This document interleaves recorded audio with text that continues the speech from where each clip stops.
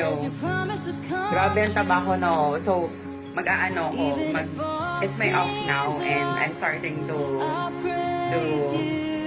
do my fitness journey. And before we go on with that, before we move forward, guys, since I'm already opening up my life about what happened to me, I also want to be really open about how did I heal myself and what are the process and all, what are the things that I need to learn, or what are the unnecessary habits and bad habits that I've built because of the trauma, because of the sexual trauma. This is kind of really sensitive, but you really need to know then as well for you to. This is also to help all the women who are suffering from like unconscious thoughts, and it looks like your thoughts drives you different ways that you think that you really are not, mga ganon. So because I'm a very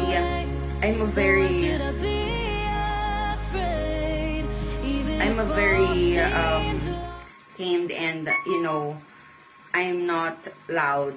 I'm very calm, and I have really that kind of good traits as a woman. So before, I don't know what's lost, and I don't even embrace it with my body system and my mind as well.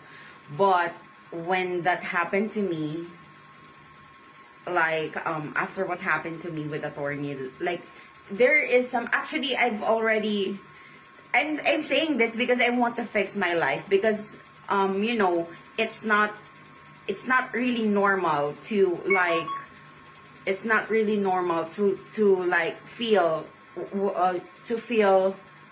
or to be lustful with someone that you really don't know, right? And I'm not really, I know it's a disgusting approach. I know it's because I wanna fix my life, and I want my life to be smooth and to be happy. So if you think that this confession makes you feel uncomfortable because I'm sharing the sensitive part, but for me it's not. But for me, it's really an eye-opener, or it's really an important thing for me to say or to process, because I want to be in the same wavelength of my husband, or I want to have a good relationship with my husband, with anything, with everything. So, yun na nga, kasi alam nyo guys, di ba yung nangyari sa akin? Ang daming ang daming sinabi. Kasi parang actually I've already figured out this pattern, or I have already puzzled this, kasi hindi kasi ako malibog na tao. I'm not really lustful. I'm not that I'm not that kind of person that loves flesh. So I'm very disciplined. Sabi ko nga guys, if I'm not that disciplined, siguro grabe ng pakawala at pariwara ang nangyari sa akin. And also with the part of I have special abilities and I have trauma. Sometimes it helps me to navigate and to put proper alignment with what I really desire, or what I really dream of, or who really I am. Tulad nito, because I wanna fix my life na. And sorry guys, but I really need to be open, ha? Cause I think I found the one, no?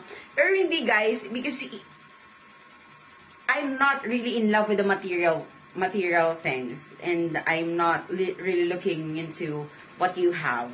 So what I'm looking into someone is the soul, the mind, the body, the soul, the mind, the heart,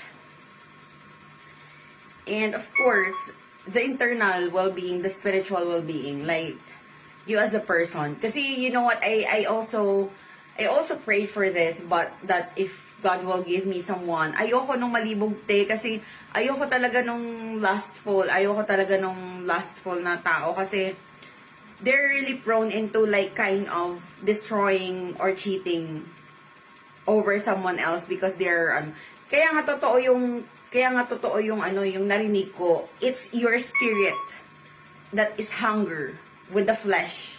Kasi minsan you're not really aware that you really don't want this or that you really want this because your flesh or your spirit or your body is craving already of something that you do not know why, because it's already the spirit, right?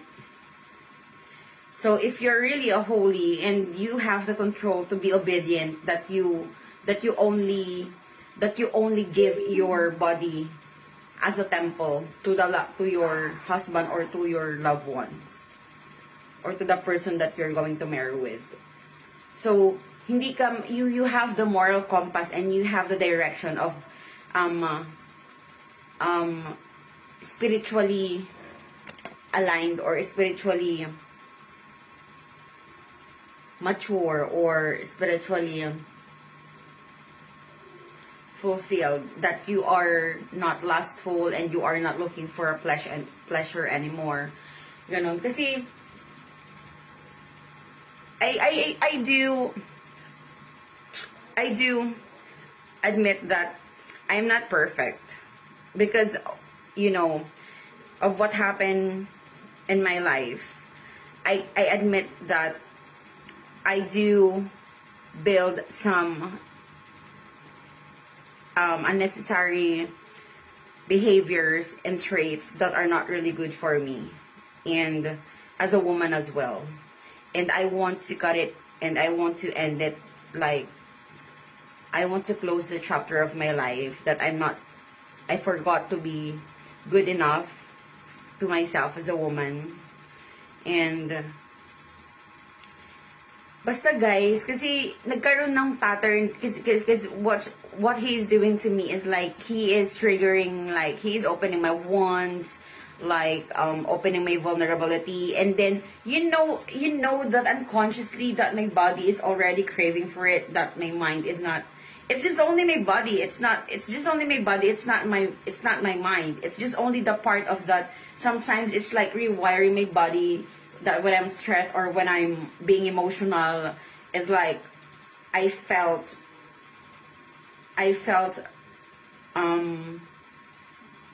aggressive, or I felt it's like I'm starting to being naughty and horny, mga ganon.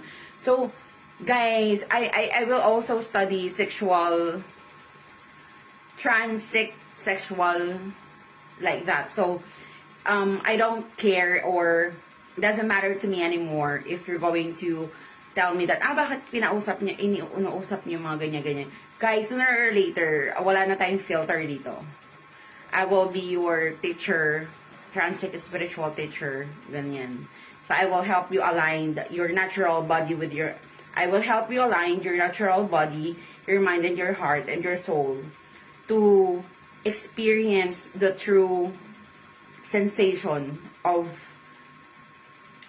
sexuality while being yourself, embracing yourself for who you really are, and finding or aligning the true values, traits, and character and reputation with your soon-to-be partner, that you will be aligned with your visions and your missions with somebody else. Ganon. So, yun lang. Kasi ayoko na parang ayoko ng sooner or later. Kasi I know when I was young, I have this kind of other side of me that I'm really good to I'm really good to someone that I'm really good to someone who courts me in a traditional way, in a respectful and a decent way. And at the same time, of my other side, for being rebellious and reckless, I have this kind of very naughty or very, very, like, that's why I'm opening this. So, wala na akong ganon. I am not that kind of person anymore, and I don't want to be that kind of person because I got traumatized and I build another character or I build another personality that sometimes I'm not really sure of what I really want or what I need to do or what my coping mechanism. It's I put it in a different way. Ganon. So I hope guys may naintindihan kayo. Cause I'll be going out and mag-gym ako or yeah, mag-walking or anything. So yun lang.